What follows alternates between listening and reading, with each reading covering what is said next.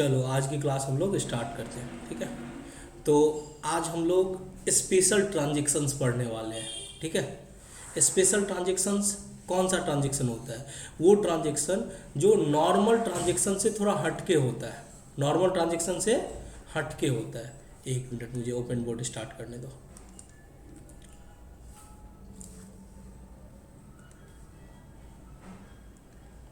अब देखो, इसको समझते हैं क्या होता है। स्पेशल ट्रांजेक्शन मतलब वो ट्रांजेक्शन जो आम लेन देन से हटकर होता है, नॉर्मल ट्रांजेक्शन से हटके होता है, उसे हम स्पेशल ट्रांजेक्शन यानी टिपिकल ट्रांजेक्शन कहते हैं। जैसे कि मान के चलो गुड्स खरीद के ला रहे थे, रास्ते में खो गया, या हम एडवर्टीजमेंट कर रहे हैं या निःशुल्क फ्री बांट रहे हैं, तो उस स्पेशल ट्रांजेक्शन्स का रूल्स डेबिट क्रेडिट का सेम नियम है। ऐसा नहीं है कि हम जो तुमको डेबिट क्रेडिट का जो रूल पढ़ा है उससे हटके, रूल सेम है लेकिन वो थोड़ा टिपिकल है, तो उसको एक एक करके हम लोग समझेंगे। ठीक है, चलो। पहला है आउटस्टैंडिंग एक्सपेंसेस। देखो, ये नोट करने का कोई ज़रूरत नहीं है, उसको नोट करने का कोई मीनिंग नहीं बनता, क्योंकि वो तुमको बुक में मिल जाएगा। ठीक है, फिर भी हम उसको अच्छे से समझाएंगे, और बहुत ऐसा है तुमको आता भी होगा, ऐसा नहीं कि तुमको नहीं आता है। अब सबसे पहले समझते हैं आउटस्टैंडिंग एक्सपेंसेस क्या होता है, पहले उसको समझो। आउटस्टैंडिंग एक्सपेंसेस क्या होता है? ऐसा खर्चा जो करंट ईयर से संबंधित है, परंतु खाते बंद करने की तिथि तक हम उसको पेमेंट नहीं किए रहते हैं, मतलब उसका पेमेंट नहीं हुआ रहता है। यानी खर्चा तो हो जाता है, करंट ईयर से संबंधित है। अभी कौन सा ईयर चल रहा है? 2021 चल रहा है। कौन सा ईयर चल रहा है? 2021। अब इस ईयर का जितना भी मान के चलो दिसंबर तक का जो भी सैलरी का खर्चा है वो तो इस साल का होगा, लेकिन दिसंबर का खर्चा मान के चलो सैलरी हम जनवरी में चुकाते हैं, तो जब दिसंबर में बुक्स क्लोज करते हैं तो जो दिसंबर मंथ का सैलरी होगा वो जनवरी में पेमेंट करेंगे, तो यानी दिसंबर तक मंथ तक उसका पेमेंट नहीं हुआ रहता है। तो उस केस में जो खर्चा तो हो गया रहता है लेकिन उसका पेमेंट नहीं हुआ रहता है, उस खर्चे को हम आउटस्टैंडिंग एक्सपेंसेस बोलते हैं। उस खर्चे को आउटस्टैंडिंग एक्सपेंसेस बोलते हैं। वो मजदूरी भी हो सकता है, वेतन भी हो सकता है, किराया भी हो सकता है, बिजली बिल भी हो सकता है, बहुत सारे एग्जाम्पल है आउटस्टैंडिंग एक्सपेंसेस की। ठीक है, अब उसका जर्नल एंट्री क्या होगा? उसका जर्नल एंट्री होगा कोई भी एक्सपेंसेस जो उसका आउटस्टैंडिंग होगा। मान के चलो सैलरी आउटस्टैंडिंग है, तो particular expenses account debit to outstanding expenses, यानी कि अगर वो सैलरी होगा तो salary account debit to outstanding salary account. ठीक है, चलो अब इस चीज़ को यहाँ पे समझते हैं। मैंने क्या बताया? अभी मैं बता रहा हूँ आउटस्टैंडिंग एक्सपेंसेस के बारे में चर्चा कर रहा हूँ। अभी हम लोग कौन सा ट्रांजेक्शन पढ़ रहे हैं? Special transaction. ठीक है, इसको नोट करते हैं। स्पेशल ट्रांजेक्शन, स्पेशल ट्रांजेक्शन मतलब वो ट्रांजेक्शन जो नॉर्मल ट्रांजेक्शन से हट के है। चलो, तो सबसे पहले हम लोग समझते हैं outstanding salary, outstanding expenses, outstanding expenses. Outstanding expenses को हम लोग अदत्त व्यय बोलते हैं। कौन सा व्यय बोलते हैं? अदत्त व्यय। अब देखो, मैंने क्या बताया अभी तक कि ये वो एक्सपेंसेस होता है जो खर्चा तो हो चुका हुआ रहता है, ऐसा नहीं कि खर्चा नहीं हुआ रहता है, खर्चा हो गया रहता है लेकिन उसका पेमेंट नहीं हुआ है। खर्चा हो गया है, एक्सपेंसेस जो है वो करंट ईयर से संबंधित है। इसमें याद क्या रखना है? एक्सपेंसेस करंट ईयर से संबंधित है, करंट ईयर से संबंधित है, इसको नोट कर लोगे। ठीक है, जो चीज़ हम लिखा रहे हैं उसको नोट कर लेना है। एक्सपेंसेस करंट ईयर से संबंधित है बट उसका पेमेंट नहीं हुआ है, उसका पेमेंट बुक्स क्लोज करते समय तक नहीं हुआ है, उसका पेमेंट बुक्स क्लोज करते समय तक नहीं हुआ है। ठीक है, मतलब खर्चा करंट ईयर से संबंधित है लेकिन उसका पेमेंट बुक्स क्लोज करते समय तक नहीं हुआ है, करते समय तक नहीं हुआ है।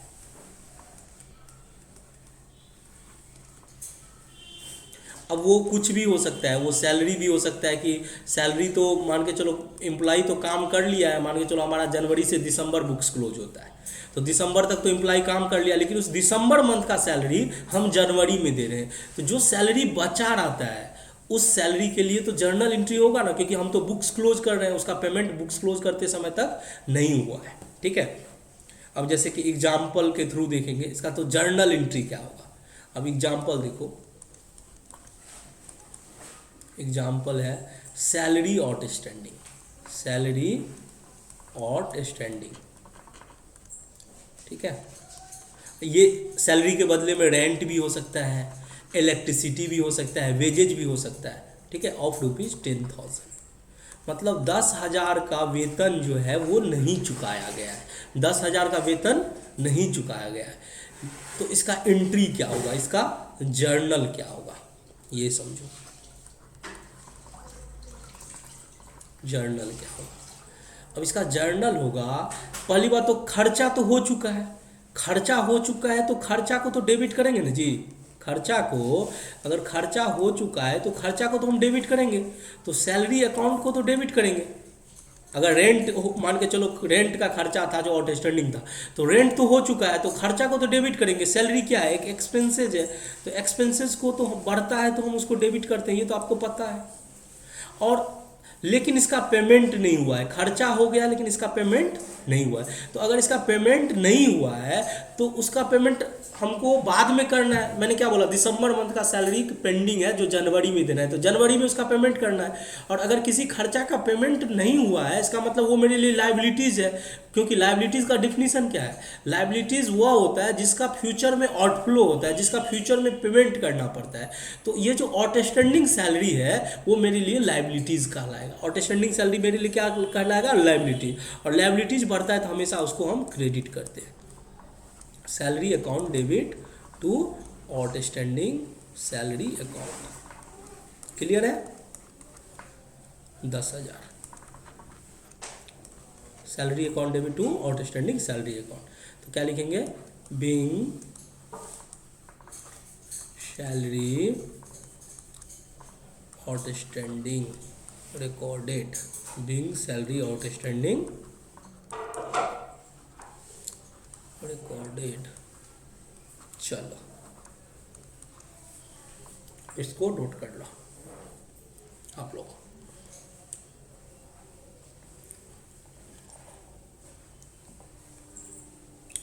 तो ये समझ में आ गया होगा कि अगर कोई भी एक्सपेंसेस जो करंट ईयर से संबंधित है लेकिन उसका पेमेंट नहीं हुआ है तो उसका जर्नल क्या होगा। तो जो भी पर्टिकुलर एक्सपेंसेज है, चाहे वो सैलरी है, रेंट है, वेजेज है, कुछ भी है, तो वो खर्चा है तो खर्चा को तो डेबिट करेंगे, लेकिन जब तक पेमेंट नहीं हुआ है वो हमारे लिए क्या हो जाएगा, वो हमारे लिए लाइबिलिटीज़ होगा, वो हमारे लिए क्या कहलाएगा, वो हमारे लिए लाइबिलिटीज़ कहलाएगा। तो उस लाइबिलिटीज़ बढ़ता है तो हम क्या करते हैं, क्रेडिट करते हैं। आप लोग को डेबिट और क्रेडिट का रूल तो पता होगा, चलो हम साइड में लिख देते हैं तुम लोग को। एसेट बढ़ता है तो डेबिट करते हैं, एक्सपेंसेस बढ़ता है तो भी डेबिट करते हैं, लेकिन कैपिटल बढ़ता है, लाइबिलिटीज़ बढ़ता है, रेवेन्यू बढ़ता है तो हम लोग बढ़ता है तो क्या करते हैं, क्रेडिट करते हैं। बस यही इतना ही तो रूल है, जो बढ़ता है डेबिट करते हैं और किसको डेबिट करते हैं किसको, बाकी जो है वो उल्टा हो जाएगा।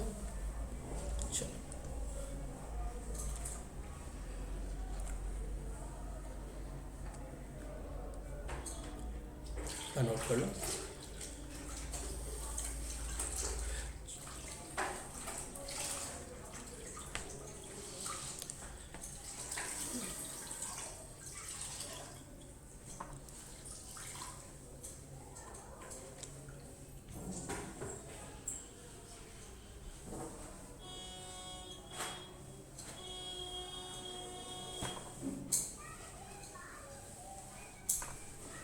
चलो तो ये समझ गए आउटस्टैंडिंग एक्सपेंसेस क्या होता है। ऐसा व्यय जो चालू वर्ष से संबंधित होता है परंतु खाते बंद करने की तिथि तक नहीं चुकाए गए रहते हैं, उसे अदत्त व्यय कहते हैं। इसका एग्जाम्पल मजदूरी, वेतन, किराया, ये सब अदत्त व्यय हो सकते हैं। इसका जर्नल एंट्री क्या होगा, जो भी एक्सपेंसेस होगा वो पर्टिकुलर एक्सपेंसेस डेबिट करेंगे, टू आउटस्टैंडिंग एक्सपेंसेस क्रेडिट करेंगे। ठीक है, अब बात करते हैं प्रीपेड एक्सपेंसेस की। किसकी बात करते हैं, प्रीपेड एक्सपेंसेस। इसको बोला जाता है पूर्वदत्त व्यय। क्या बोला जाता है? प्रीपेड एक्सपेंसेस को पूर्वदत्त व्यय, और इसी प्रीपेड को ही अनएक्सपायर्ड एक्सपेंसेस भी बोला जाता है। उसको क्या बोला जाता है? Unexpired expenses. अब ये कौन सा एक्सपेंसेस होता है? ऐसा एक्सपेंसेस जो चालू वर्ष में एडवांस चुका दिया जाता है। चालू वर्ष यानी करंट ईयर में एडवांस चुका दिया जाता है, और लेखांकन वर्ष समाप्त होने की तिथि तक उसका उपयोग नहीं हो पाता है, तो ऐसे व्यय को पूर्वदत्त व्यय या असमाप्त व्यय कहा जाता है। यानी कि ऐसा व्यय जो अगले वर्ष से संबंधित होता है पर पेमेंट कर दिया जाता है। ऐसा व्यय जो अगले वर्ष से संबंधित होता है बट उसका पेमेंट कर दिया जाता है। ठीक है, अब इसको समझते हैं। देखो, मैं दूसरा पॉइंट बता रहा हूँ आप लोगों को, ठीक है? एकदम पूरा सावधानी से समझना, क्योंकि ये जो है ना बहुत ही टेक्निकल है। अगर आप इसको समझ लोगे तो जर्नल में आगे दिक्कत नहीं होने वाला है। ठीक है, प्रीपेड एक्सपेंसेस, प्रीपेड एक्सपेंसेस, ठीक है, या इसी को अनएक्सपायर्ड एक्सपेंसेस भी बोला जाता है। अनएक्सपायर्ड एक्सपेंसेस ये पुराना नाम है, वैसे आपको प्रीपेड एक्सपेंसेस याद रखना है। अनएक्सपायर्ड एक्सपेंसेस, इसको पूर्वदत्त व्यय बोला जाता है। इसको कौन सा व्यय बोला जाता है? पूर्वदत्त व्यय, पूर्वदत्त व्यय। क्लियर है? चलो,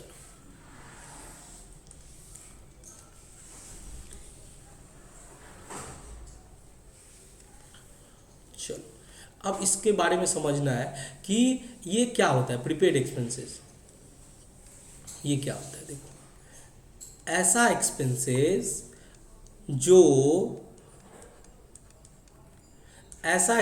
जो अगले वर्ष से संबंधित होता है। मतलब 2021 का खर्चा नहीं है, जिस साल बुक्स क्लोज कर रहे हैं, जिस साल का हम जर्नल कर रहे हैं, उस साल का खर्चा नहीं है, वो अगले साल का खर्चा है। ऐसा एक्सपेंसेस जो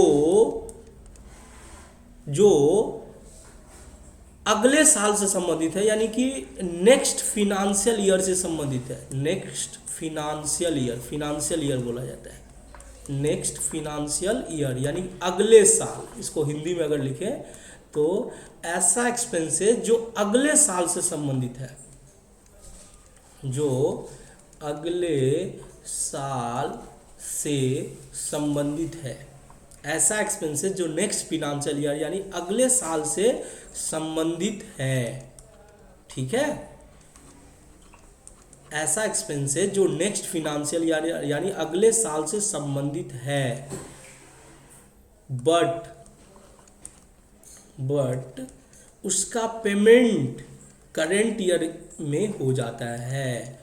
बट उसका पेमेंट करेंट ईयर में कर दिया जाता है। उसका पेमेंट करेंट ईयर में कर दिया जाता है। ध्यान से समझो।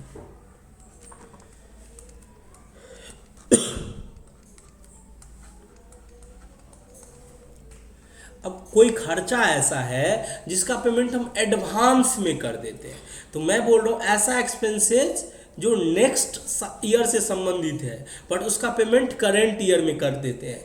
मतलब इसका मतलब क्रक्स क्या है? ऐसा एक्सपेंसेस को एडवांस में पेमेंट कर दिया गया। यानी कि क्रक्स ये हुआ, क्रक्स का मतलब होता है निचोड़। निचोड़ मतलब इस लाइन का मतलब क्या होता है कि expenses made in advance, expenses made in advance, यानी कि खर्चा का पेमेंट हम एडवांस में कर दिए। यानी इस साल का वो खर्चा नहीं था, हम उसको अगले साल का खर्चा इसी साल में पेमेंट कर दिए। अगले साल का खर्चा इसी साल में पेमेंट कर दिए। मान के चलो, अब इसका एग्जाम्पल के थ्रू हम समझते हैं कि मान के चलो हमको कोई इंश्योरेंस का पेमेंट करना था, इंश्योरेंस प्रीमियम पे करना था जो कि अगले साल ड्यू होने वाला था। इस साल वो खर्चा नहीं होना था, इस साल वो खर्चा नहीं होना था, उसका पेमेंट हमको अगले साल करना था। कब करना था? अगले साल करना था, लेकिन पेमेंट हम अभी कर दिए। पेमेंट हम क्या कर दिए? अभी कर दिए। यानी कि प्रीमियम जो पे किए हैं वो एडवांस में किए। प्रीमियम पेड जो किए हैं वो एडवांस में किए हैं, ठीक है। प्रीमियम जो है वो पे किए हैं, एडवांस में किए हैं। तो अब बताओ, एक तो अगर हम कोई खर्चा जो मेरा अभी हुआ ही नहीं है, उस खर्चा का हम पेमेंट अभी कर रहे हैं, इससे क्या हुआ, वो खर्चा घट गया। खर्चा अभी का नहीं है, अगले साल का है, लेकिन अभी कर दिए, इससे हमारा क्या हो गया, वो खर्चा घट गया, ठीक है। वैसे इसका 2 एंट्री होगा, तुमको हम समझा देते हैं। इसका 2 एंट्री होगा। अब जब हम प्रीमियम का पेमेंट कर रहे हैं एडवांस में, एक चीज़ देख लो यहाँ पे, ठीक है। अगर हम प्रीमियम का पेमेंट एडवांस में कर रहे हैं तो पेमेंट करते समय क्या एंट्री होगा, अब प्रीमियम पेड इन एडवांस, ठीक है, ऑफ ₹10,000 मान के चलो, ऑफ ₹10,000। तो देखो इसको समझना है, ऐसा नहीं कि बुक में जो लिखा हुआ है उस हिसाब से समझेंगे, हम इसको पूरा डिटेल में समझेंगे। जब हम एडवांस में प्रीमियम पेमेंट करते हैं तो नॉर्मली क्या करेंगे, खर्चा को बुक करेंगे, यानी कि इंश्योरेंस एक्सपेंसेस को डेबिट करेंगे। 2 जर्नल बनेगा, एक तो insurance expenses account debit, insurance expenses account debit. जब पेमेंट कोई भी खर्चा का करते हो तो उस खर्चा को क्या करते हो, डेबिट करते हो, ठीक है। और जो भी आपका पेमेंट कैश में गया है तो कैश में, या बैंक में गया है तो बैंक में। तो ये एंट्री आपको कोई नहीं समझाएगा, ये एंट्री आपको किताब में भी लिखा नहीं रहेगा, लेकिन लोग जो है ना बस तुक्का लगा देते हैं कि अगर कोई प्रीमियम पेमेंट होता है तो एडवांस में तो प्रीपेड इंश्योरेंस टू इंश्योरेंस कर देंगे, लेकिन एक्चुअली में 2 एंट्री होगा। जब आप पेमेंट करते हो प्रीमियम एडवांस का तो पैसा तो जाएगा ना, तो कैश और बैंक क्रेडिट होगा। आपको भी पता है कि एसेट्स जो है घटता है तो हम क्रेडिट करते हैं, और उस टाइम में जो पे किए हैं इंश्योरेंस एक्सपेंसेस उसको हम डेबिट करेंगे। तो यहाँ पे 10,000 डेबिट कर दिए, 10,000 डेबिट किए। ये जो जर्नल होगा ये पेमेंट के टाइम में होगा। ये जर्नल कब होगा, यहाँ पे मान के चलो छोटा सा लाइन में लिख दो कि थोड़ा सा जगह निकाल के बताता हूँ, 1 लाइनर में मैं यहाँ पे लिख देता हूँ, यहाँ पे eight the time of payment of insurance, eight the time of payment, eight the time of payment, ठीक है। ये पेमेंट के टाइम में ये एंट्री होगा, insurance expenses account debit to bank. और दूसरा, जब पेमेंट के टाइम में ये एंट्री कर दिया, जब बुक्स क्लोज हो रहा है उस टाइम में क्या एंट्री करेंगे, at the time of books closure. मैं बता दूं बुक्स क्लोजर क्या होता है, at the time of books closure.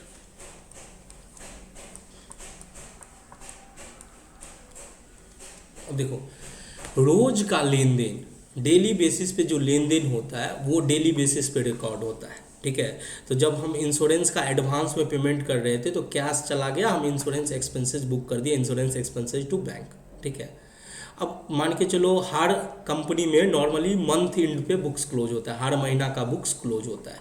महीना ख़त्म हुआ, क्योंकि हर कंपनी को जानना होता है कि महीना भर में कितना प्रॉफिट या लॉस हुआ। कोई कोई कंपनी क्वार्टरली करती है, कोई कोई ईयरली करती है, कोई कोई मंथली करती है। तो जब बुक्स क्लोज हो रहा है तो हम देखेंगे कि ये इंश्योरेंस एक्सपेंसेस तो हम बुक कर लिए जब पेमेंट करते टाइम, लेकिन ये खर्चा तो उस साल का है ही नहीं, उस साल से संबंधित है ही नहीं वो एक्सपेंसेज। तो क्या करना है, अगर उस साल से संबंधित वो खर्चा नहीं है तो खर्चा को घटाना है। ये इंश्योरेंस एक्सपेंसेस जो डेबिट हुआ है उसको क्या करना है, घटाना है। और बदले में अगर हम एडवांस में पेमेंट कर दिए हैं अगर कोई खर्चा, तो वो हमारे लिए एसेट बन जाता है। वो हमारे लिए क्या बन जाता है, एसेट बन जाता है। जैसे कि अगर हम इंश्योरेंस वो नहीं कराएंगे, मान के चलो वो इंश्योरेंस को हम सरेंडर करा देंगे, तो हम जो भी एडवांस में पेमेंट किए रहेंगे वो मेरे को वापस मिल जाएगा। तो जब भी कभी भविष्य में पैसा वापस मिलना रहता है वो हमारा एसेट कहलाता है। तो जब भी कोई खर्चा हम एडवांस में पेमेंट कर देते हैं तो वो हमारे लिए क्या बन जाता है, एसेट बन जाता है। वो क्या बन जाता है, हमारे लिए संपत्ति बन जाता है, और संपत्ति बनता है तो हम उसको डेबिट करते हैं। तो जब ये खर्चा, जब हम बुक्स क्लोज कर रहे हैं तो हम देख रहे हैं कि वो खर्चा तो एक्चुअली में हुआ ही नहीं है, तो हम वो हमारे लिए एसेट बन गया। तो उस एसेट को बोलेंगे प्रीपेड एक्सपेंसेस। जो भी एक्सपेंसेज है, इसमें इंश्योरेंस है तो इंश्योरेंस लिखा दिए, हो सकता है ये सैलरी हो, prepaid insurance account debit, prepaid insurance account debit to, ये जो खर्चा डेबिट किए है उसको हम क्रेडिट करेंगे। क्यों, क्योंकि ये खर्चा तो अभी हुआ नहीं है, तो उस खर्चे को हमको कम करना है। Prepaid insurance account debit to insurance expenses account, to insurance expenses account. ठीक है, 10,000।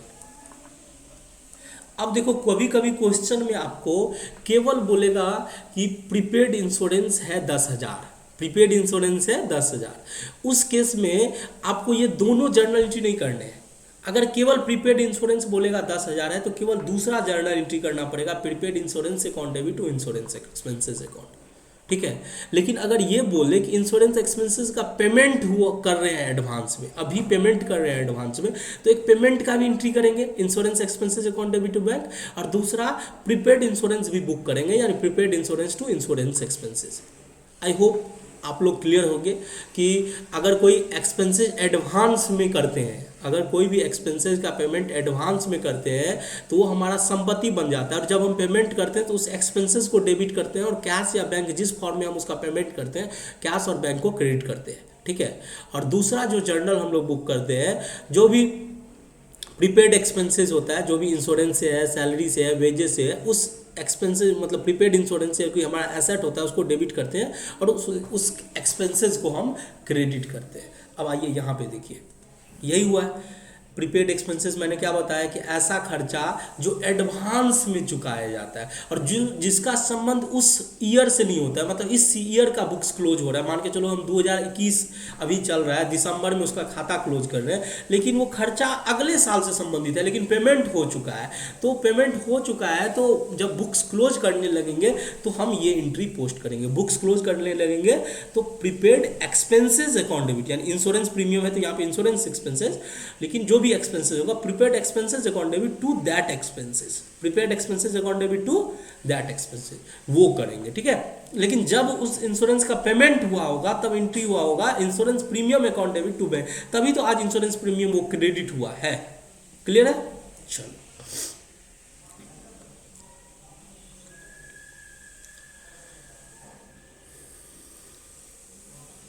आगे हम लोग चलते हैं। अब देखो इसमें भी हम लोग अब नेक्स्ट पॉइंट पे हम लोग चलते हैं। अक्रूड इनकम क्या है? Accrued income. अक्रूड इनकम क्या है? देखो अक्रूड इनकम वो इनकम होता है जो हम कमा तो लिए रहते हैं, ठीक है, कमा तो लिए रहते, उपार्जित हो चुकी है, अर्न तो हो गया है परंतु प्राप्त नहीं हुआ है। मतलब अक्रूड इनकम वो होता है जो अर्न तो हो गया है लेकिन प्राप्त नहीं हुआ है। कमा तो लिए हैं लेकिन पैसा मिला नहीं है। जैसे हम आपको ट्यूशन पढ़ाते हैं, ट्यूशन पढ़ा तो दिए, अर्न तो हो गया इनकम लेकिन पेमेंट नहीं आया, उस केस में हमारा वो अर्न इनकम कहलाता है। तो वो जितना हम कमा लिए हैं वो इनकम तो हमारा क्रेडिट हो जाएगा, इनकम क्या हो जाएगा? क्रेडिट हो जाएगा। और जितना से हम कमा लिए पैसा भले ही नहीं आया लेकिन पैसा मिलने का उम्मीद तो है कि आज नहीं तो कल पैसा मिल जाएगा, तो हमारे लिए जब भी हमको पैसा मिलने का उम्मीद रहता है वो हमारे लिए एसेट बन जाता है। इसीलिए वो एक्रूड इनकम को हम क्या करते हैं? डेबिट करते हैं कि इनकम अर्न हो गया है बट नॉट रिसीव। क्लियर है? चलो इसको आप लोग को नोट करना है तो नोट कर लो, उसके बाद हम लोग अगला पॉइंट डिस्कस करते हैं। आप लोग को 2 मिनट देता हूँ समय।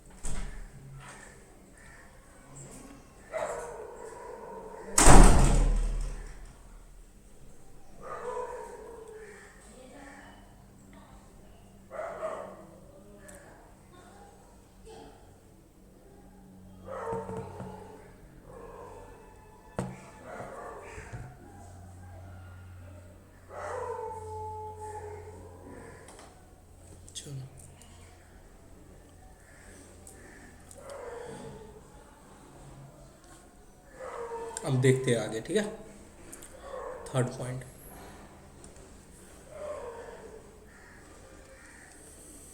Accrued income. अक्रूड इनकम,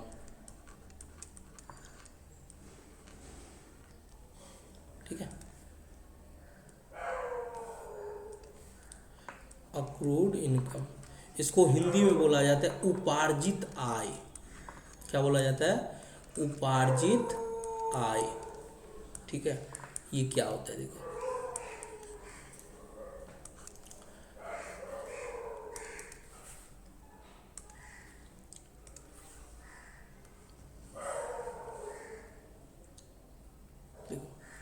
अब ये होता है कि ऐसा इनकम, ऐसा इनकम जो कमा तो लेते हैं, इनकम अर्न तो हो गया है, इनकम अर्न हो गया है, अर्नड, अर्नड, इनकम अर्नड, ठीक है। इनकम अर्न का मतलब होता है कमा लिए हैं, कमा लिए हैं, मतलब हम जो भी, जिससे भी जो इनकम जनरेट करना था वो कमा लिए, यानी कि हम मान के चलो अगर हमको ट्यूशन पढ़ाने का इनकम है तो हम ट्यूशन पढ़ा दिए, कमा लिया है, ठीक है। बट नॉट रिसीव्ड, बट पैसा नहीं आया अभी तक, जिसका काम किए हैं वो अभी तक पैसा नहीं दिया है, but not received, not received. Income कमा लिए हैं बट नॉट रिसीव्ड, यानी कि प्राप्त नहीं किया है, प्राप्त नहीं किया है। इनकम जनरेट हो गया है, इनकम जनरेट हो गया है बट नॉट रिसीव्ड, ठीक है। प्राप्त नहीं किया है,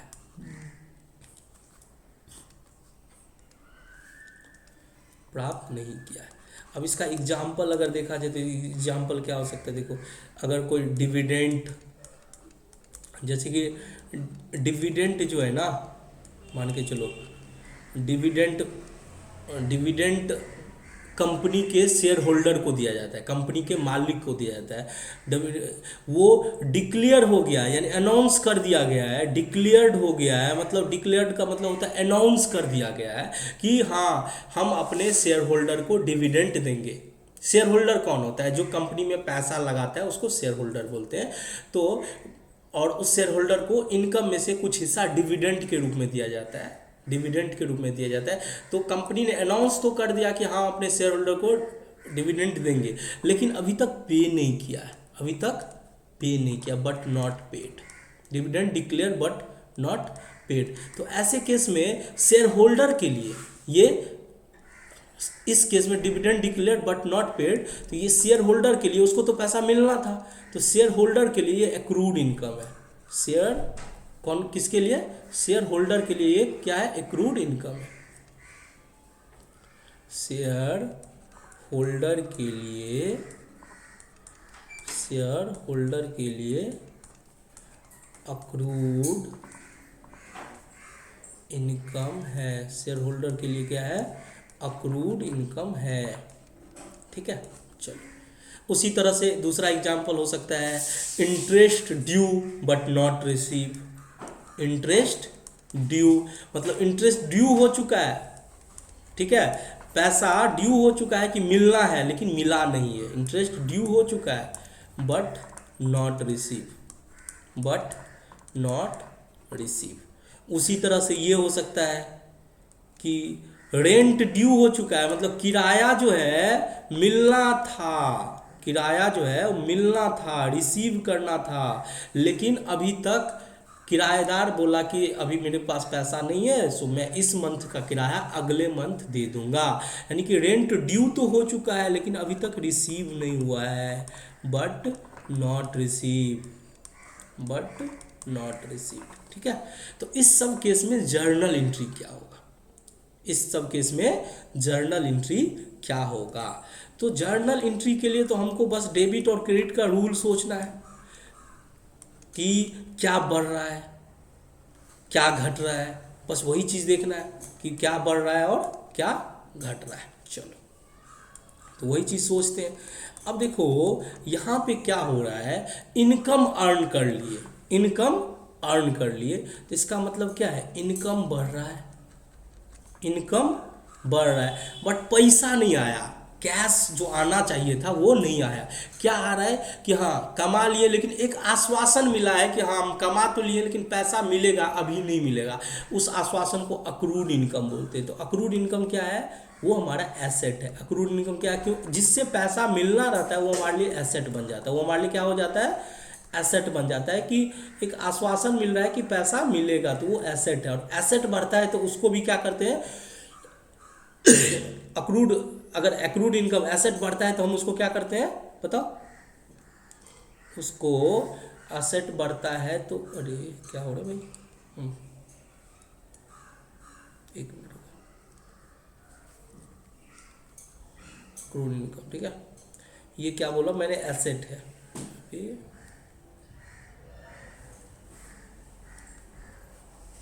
अक्रूड इनकम क्या है,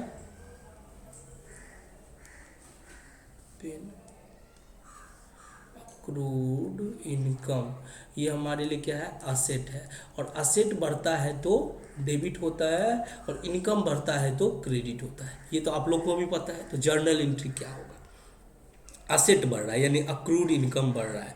तो देखो अक्रूड इनकम को हम डेबिट करेंगे। अब इनकम के बदले में, इनकम के बदले में आप यहाँ पे अक्रूड डिविडेंड भी लिख सकते थे, अक्रूड इंटरेस्ट भी लिख सकते थे, अक्रूड रेंट भी लिख सकते थे, जो भी जिससे संबंधित है। लेकिन डेबिट क्या होगा, अक्रूड इनकम, यानी अक्रूड इनकम के बदले में आप अक्रूड डिविडेंड लिख दो, अक्रूड इंटरेस्ट लिख दो, अक्रूड रेंट लिख दो। अक्रूड, वो अक्रूड इनकम अकाउंट क्या हो जाएगा, वो डेबिट हो जाएगा। क्यों, क्योंकि वो आपका एसेट है जो बढ़ रहा है। क्यों क्यों एसेट है भाई, ये एसेट इसलिए है क्योंकि ये इनकम जनरेट हुआ है, पैसा नहीं आया है। तो ये अक्रूड इनकम से हमको पैसा मिलेगा भविष्य में, और जिससे भविष्य में पैसा मिलने वाला है वो हमारा एसेट कहलाता है। और एसेट बढ़ता है तो हम उसको डेबिट करते हैं, इसीलिए अक्रूड इनकम एसेट है, और एसेट बढ़ रहा है तो हम उसको डेबिट करेंगे। क्लियर है। अब दूसरा बात करते हैं।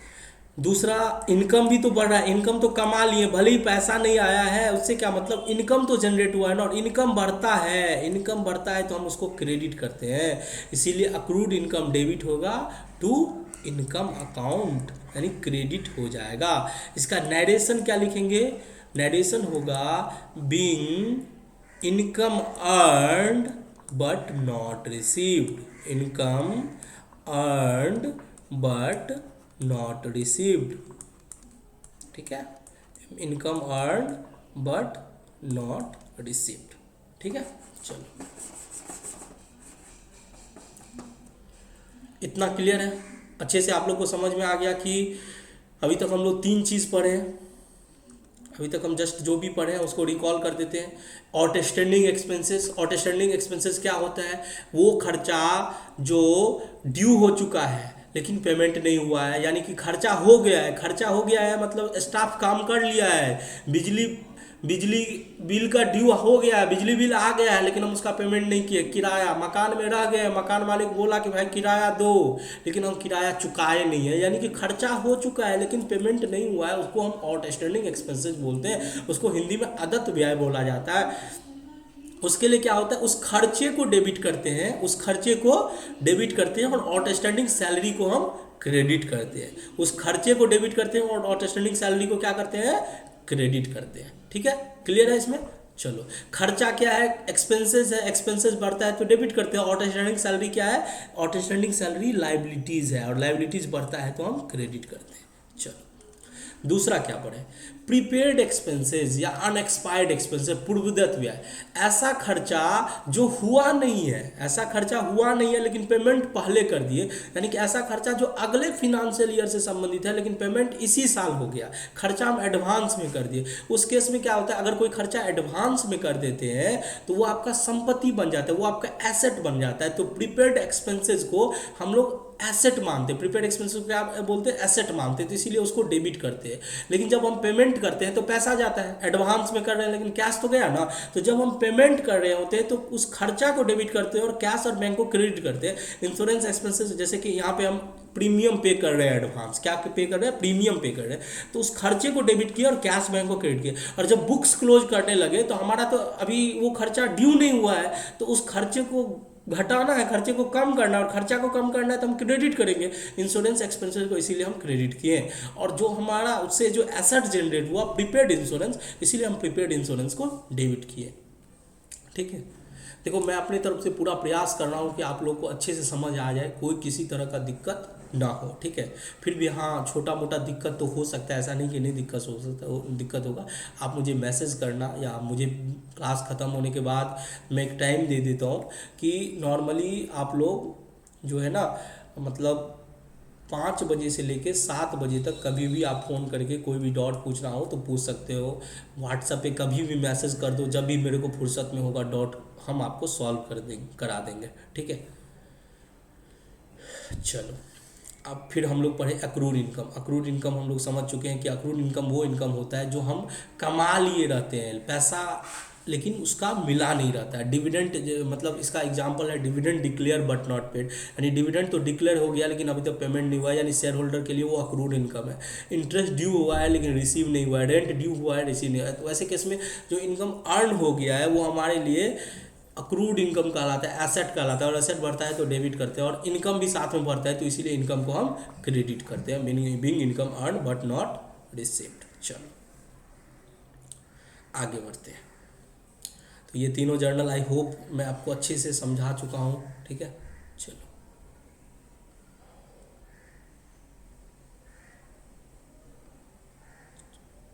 चलो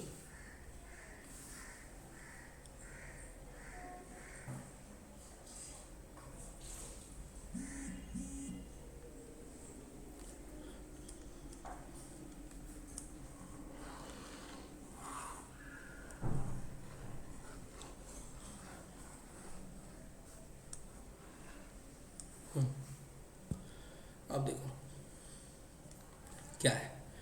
पहला है अनअर्न इनकम या income received in advance. Unearned income या इनकम रिसीव्ड इन एडवांस, इसको बोला जाता है अनुपार्जित आय या अग्रिम प्राप्त आय। ये क्या होता है, ऐसा इनकम जो अगले वर्ष से संबंधित है बट उसका इनकम रिसीव हो गया, यानी पैसा पहले ही एडवांस में रिसीव कर लिया इनकम का, लेकिन वो इनकम अगले वर्ष से संबंधित है, उसको अनुपार्जित आय या अग्रिम आय कहते हैं। ठीक है, उसको कौन सा इनकम बोलते हैं, अनुपार्जित आय या अग्रिम आय कहते हैं। ठीक है, चलो अब इसका देखो जर्नल क्या होगा।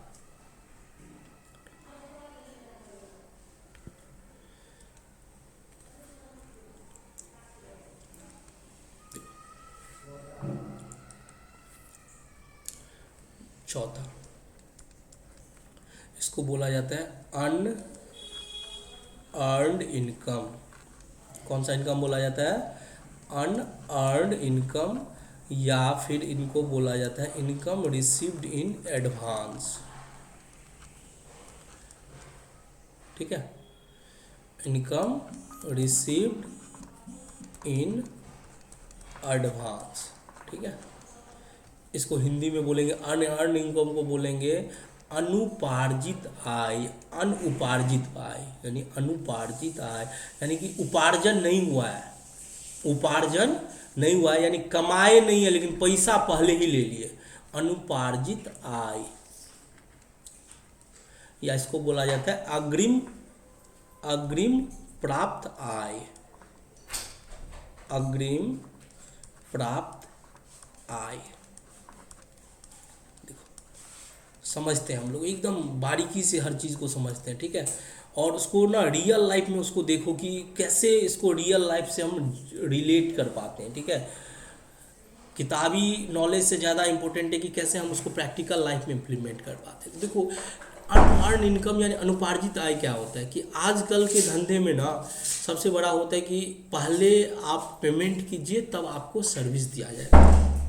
ठीक है, या पहले आप पैसा दीजिए, ठीक ठीक है, तब आपका काम शुरू किया जाएगा। मान के चलो अगर आप बिल्डिंग वगैरह कोई कंपनी है जो रियल एस्टेट में काम कराती है, बिल्डिंग वगैरह बनाती है, तो क्या बोलेगी कि हम रियल एस्टेट में वो अपने क्लाइंट का बिल्डिंग बनाती है, तो क्या बोलेगी कि हम पहले काम कर देते हैं उसके बाद पैसा लेंगे। भाई कोई काम करने के लिए रियल एस्टेट में में बिल्डिंग वगैरह बनाने के लिए करोड़ों अरबों का पैसा लगता है, ठीक है।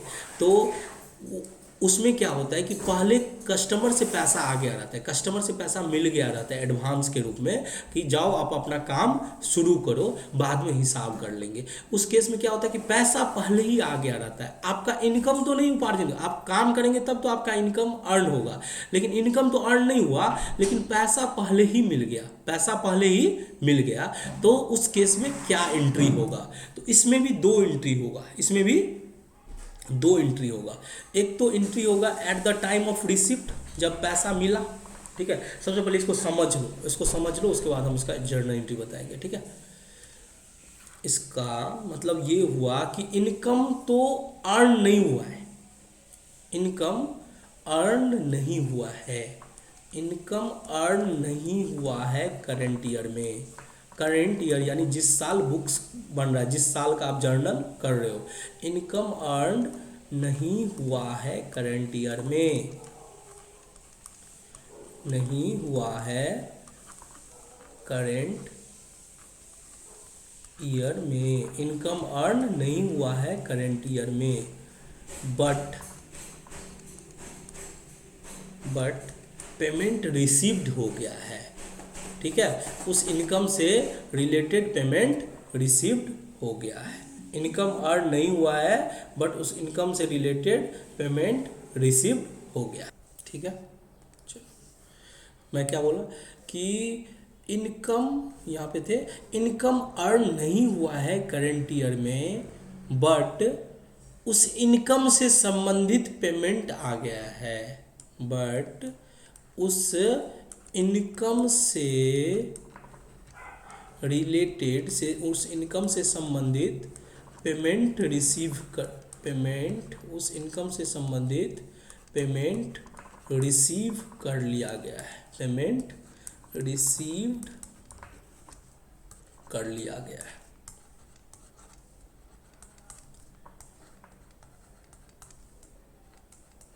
ठीक है। इसको अनएक्रूड इनकम भी बोला जाता है। इसको क्या बोला जाता है, इसको हम लोग, क्योंकि अनएक्रूड इसलिए क्योंकि अभी तक ये उपार्जन नहीं हुआ है, इसको अनअक्रूड इनकम भी बोलते हैं। कौन सा इनकम बोलते हैं, अनअक्रूड इनकम, यानी कि अक्रू नहीं हुआ है ये इनकम, ठीक है, बट पेमेंट आ गया है। क्या हो गया, पेमेंट आ गया। इनकम अर्न नहीं हुआ है करंट ईयर में, बट उस इनकम से संबंधित पेमेंट रिसीव कर लिया गया है, तो ठीक है। तो अब इस केस में इसका जर्नल एंट्री क्या होगा, ठीक है। देखो जर्नल एंट्री क्या होगा,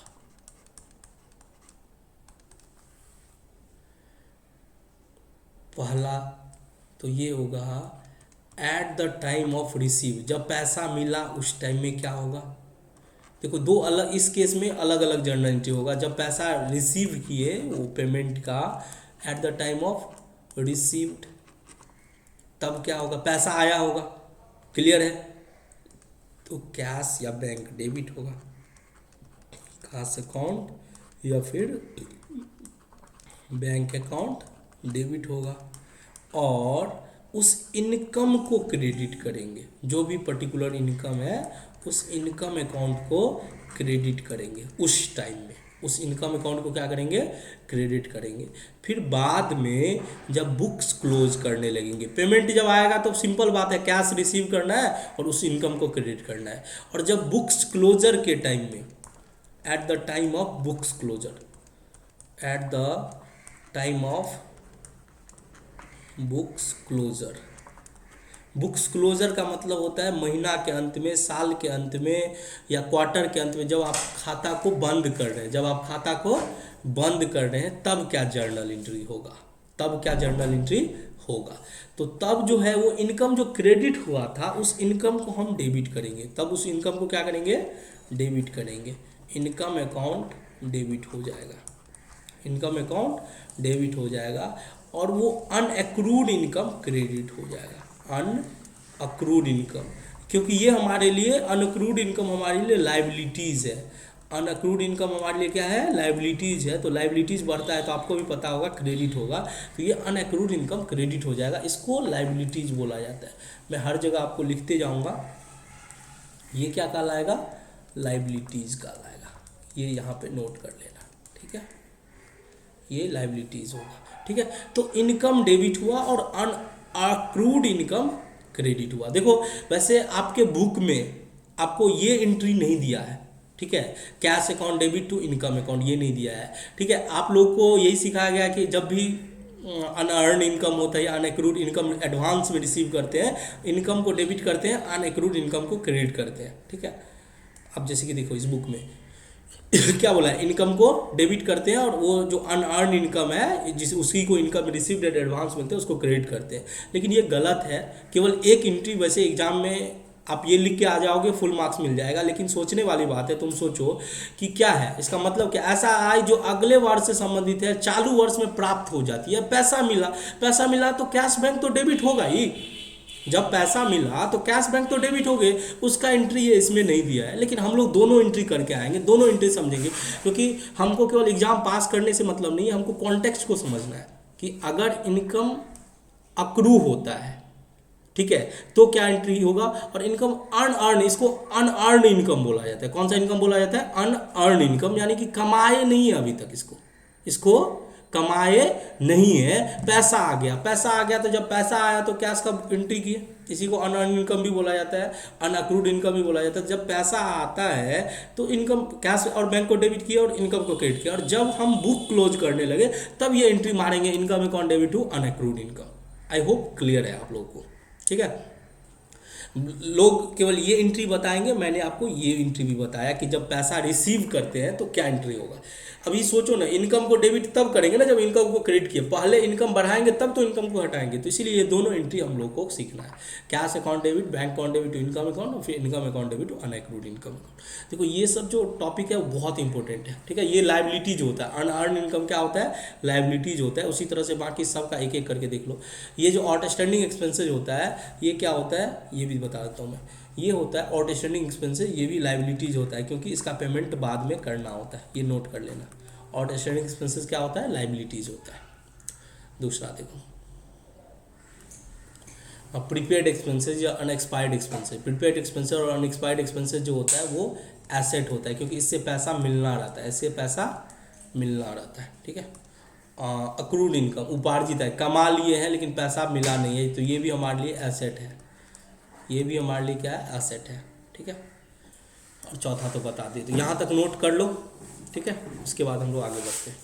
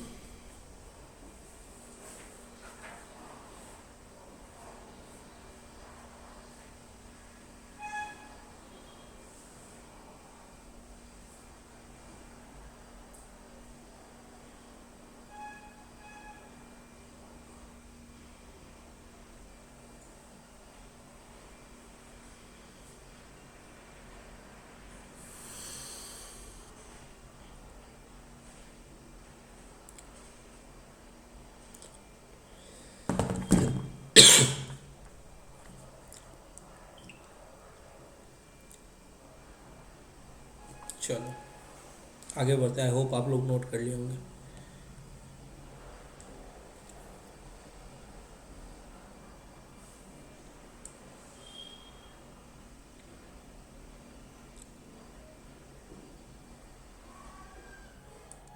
चलो अब आगे फटाफट करते हैं, ठीक है। डिप्रिसिएशन बहुत ही अच्छा चीज़ है। डिप्रिसिएशन क्या है, मैंने आपको डिप्रिसिएशन के बारे में एक दो बार बताया भी होगा कि ये अस्थाई संपत्ति पे काटा जाता है। यानी जब फिक्स्ड एसेट्स आप व्यापार में खरीदते हैं, ठीक है, तो उस टाइम में आपको कैश का पेमेंट हो जाता है, ठीक है। और आपको दो फिक्स्ड एसेट्स का लाइफ जो होता है वो 1 साल से अधिक होता है, किसी का 5 साल होता है, 10 साल होता है, डिपेंड कि वो कौन सा एसेट्स है।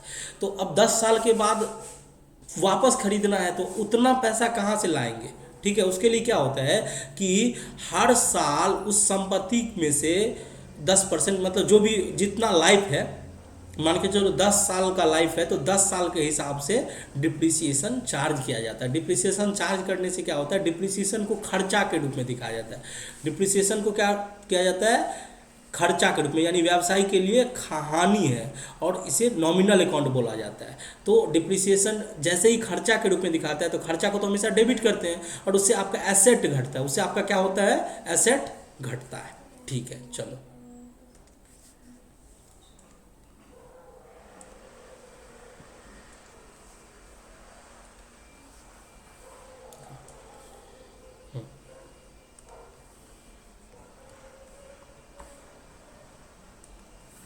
ठीक है।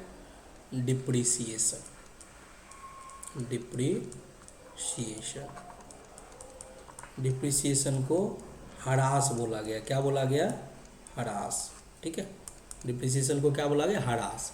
ये फिक्स्ड एसेट्स पर लगाया जाता है। ये किस पे लगाया जाता है, फिक्स्ड एसेट्स पर। डिप्रिसिएशन फिक्स्ड एसेट्स पर चार्ज किया जाता है।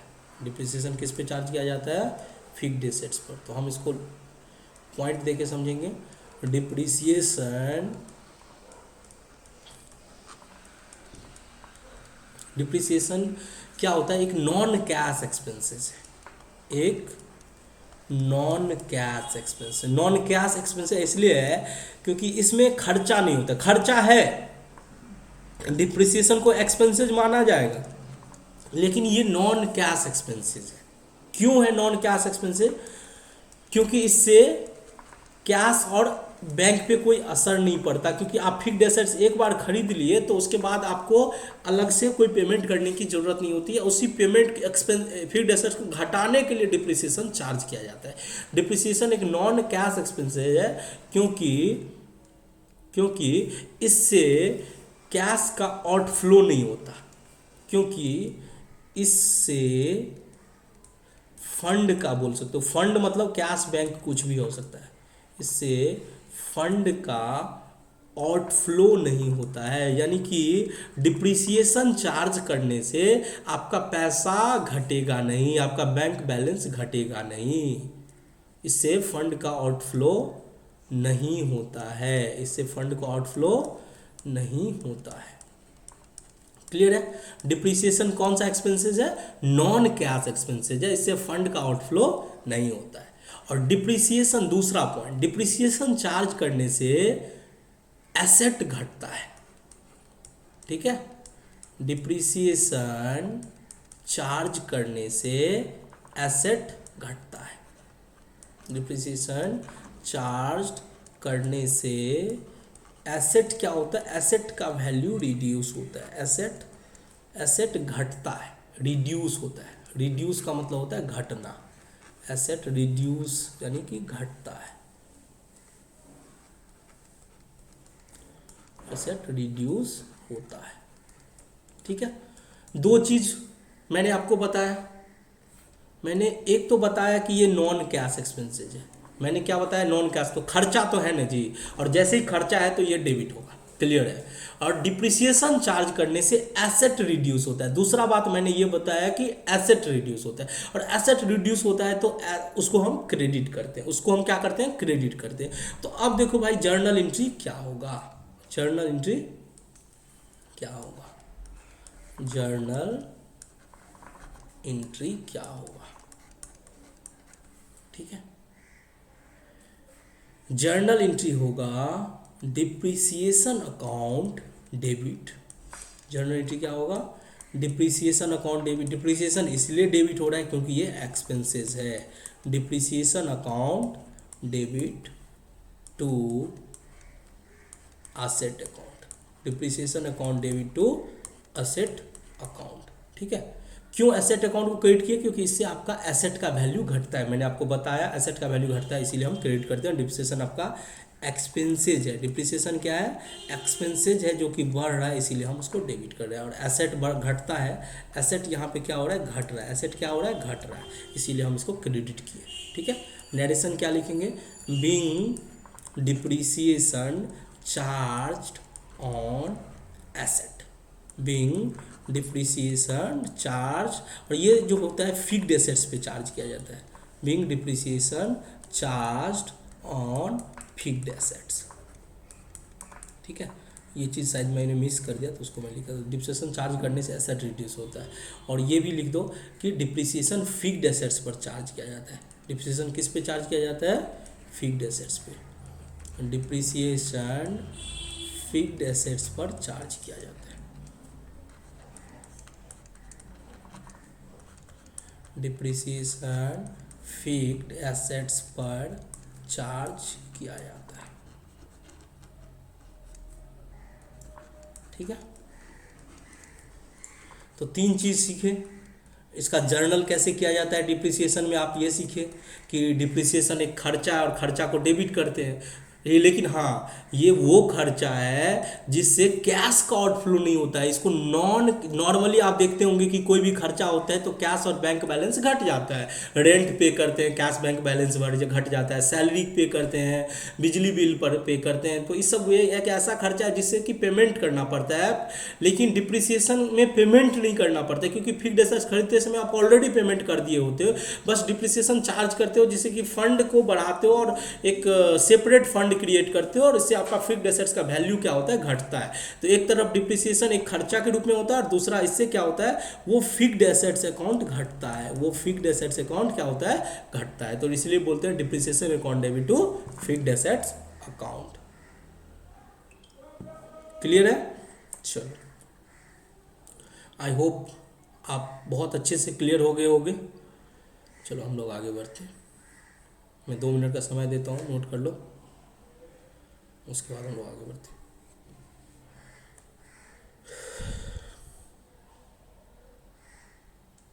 ओहो, हम लोग का 50 मिनट ऑलरेडी क्रॉस कर गया, 57 मिनट। ठीक है, तो आज के लिए बस इतना ही, आप लोग तब तक देख लो। ठीक है, उसके बाद हम लोग अगला पॉइंट नेक्स्ट क्लास में कवर करने वाले हैं, बस नोट कर लो ये।